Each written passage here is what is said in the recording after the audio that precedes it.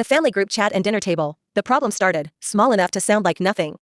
My sister turned one private argument into a public accusation, then acted hurt when I stopped protecting her version. I had my phone in my hand reading the message twice, while my grandmother looked over and asked why my face had changed. My sister kept their voice calm, which made it harder to push back without looking dramatic. When I asked what they meant, they said I must have misunderstood the plan. My cousin, who kept sharing the accusation, backed them up 5 minutes later. They did not say I was lying. They said everyone was tired, everyone was stressed, and maybe I had missed a message. That sounded reasonable until I opened the thread and saw the message they meant had been sent after the problem started. I did not fire back right away. I typed 3 responses, deleted all of them, and walked away from the screen. That pause gave them room to keep sounding reasonable while I tried not to sound upset. Later that night, I saved what I had of the messages, the deleted post, and the timeline proving my sister planned the accusation before dinner. I did it badly, just screenshots and notes in the wrong order. But messy notes were better than letting someone else be the only person with notes. The next day, my cousin shared the deleted post version while my sister pretended the timing was a coincidence. I remember the pause before I answered because I was deciding whether to sound easygoing or accurate. Easygoing had not helped me so far. I asked the question in writing because I needed everyone to stand next to a time. What time did that happen? Nobody answered it directly. My sister answered around it.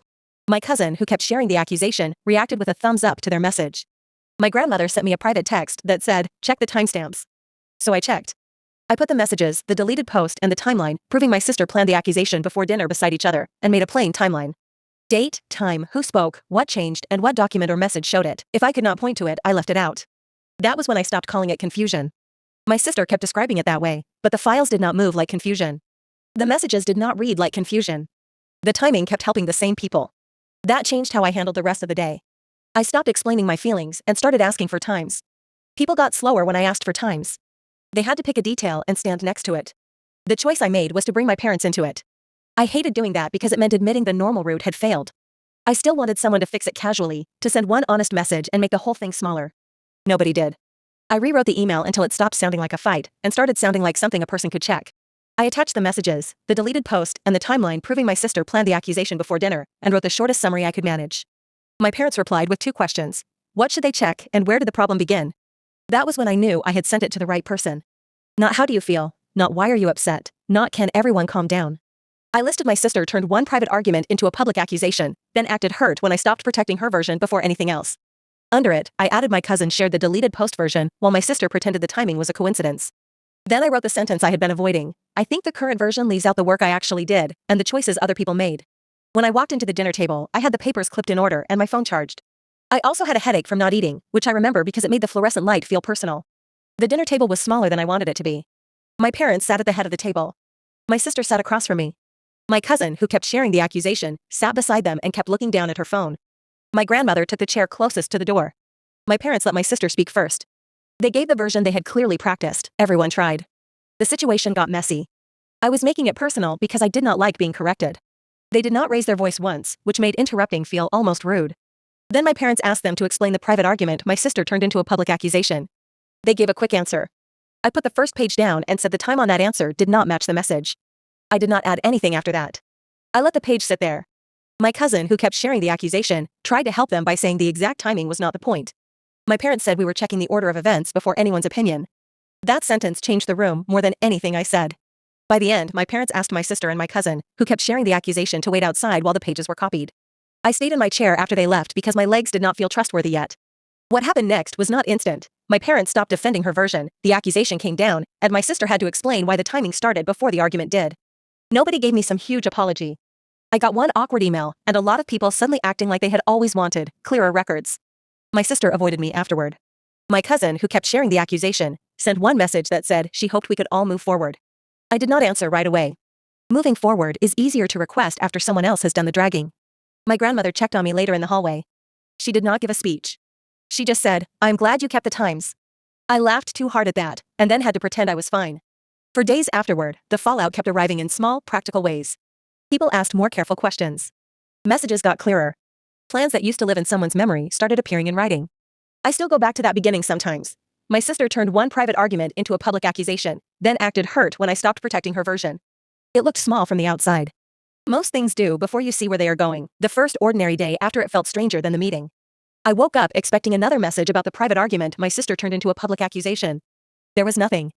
Just a normal inbox, a normal cup of coffee, and the weird quiet that comes after you stop bracing for someone else's version. I checked the folder anyway. That annoyed me. I wanted to be the kind of person who could close a folder and never look back. Instead, I opened it 3 more times that week, not because anything had changed, but because my body had not caught up to the fact that the worst part was over. My grandmother joked that I had become allergic to vague messages. She was not wrong. If someone wrote, "We all agreed," I asked who all was. If someone wrote, "Later," I asked what time. It made me sound more difficult for a while. It also made my life much easier to understand. One person told me I should have handled it privately. I asked which part they meant. The part where my sister changed their story, the part where my cousin, who kept sharing the accusation, backed it, or the part where I finally brought my parents the records. They did not answer that. The funny thing is that I did try private first. Private is where I asked the first question. Private is where I waited for the direct answer. Private is where the answer got softer and stranger. By the time it reached the dinner table, private had already failed. I kept remembering small details from the room. The sound of a chair leg scraping. The way my cousin, who kept sharing the accusation, stopped looking at her phone. The way my parents said, "Timing first." Those are the details that made the ending feel real afterward. The consequence changed other people too. Not forever, probably, but enough. I watched someone else ask for a timestamp the next week, and nobody laughed. That felt like more of a win than any dramatic punishment would have. I do not want to become suspicious of every mistake. People forget things. People miss messages. People panic. I still believe that.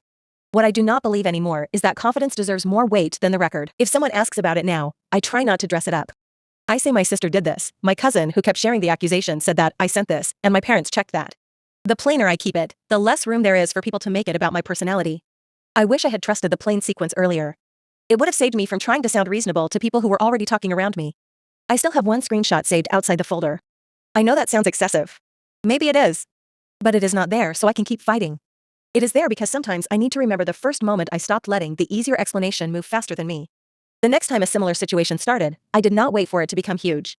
I asked the small question early. Who said that? What time? Where is it written? The problem either cleared up or showed itself. Both outcomes were better than guessing. I do not miss the adrenaline. I do not miss the private messages or the rehearsed explanations.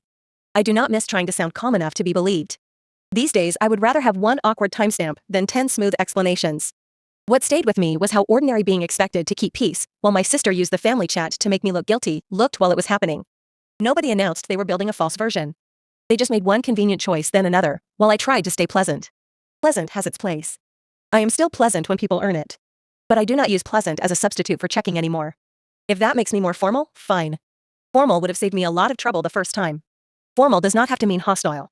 Sometimes formal just means nobody gets to rewrite the day after everyone goes home. I think my parents understood that. Maybe that is why the first question stayed practical. They wanted the beginning, not my reaction to the ending. Nobody had wanted to ask it until the room had no choice.